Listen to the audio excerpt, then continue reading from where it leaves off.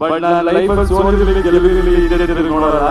ಯಾರಾದ್ರೂ ನನ್ನ ದ್ವೇಷಿಸಿದ್ರು ಅಥವಾ ಯಾರು ನನ್ನ ಬಗ್ಗೆ ಬೈಕೊಳ್ಳೋರು ಅದ್ರ ಬಗ್ಗೆ ತಲೆಗೆಡಿಸ್ಕೊಂಡು ಅದೇ ನೋಡ್ಕೊಂಡು ಅದ್ರ ಬಗ್ಗೆ ಯೋಚಿಸ್ಕೊಂಡಿರಲ್ಲ. ಮುಂದೆ ಸಾಗ್ತಾ ಇರ್ತೀನಿ. ಲೈಫಲ್ಲಿ ಯಾವತ್ತೂ ಮನುಷ್ಯ ಮುಂದೆ ಹೋಗ್ತಾ ಇದ್ರೆ ತಾನಾಗಿ ಒಳ್ಳೊಳ್ಳೆ ಕೆಲಸ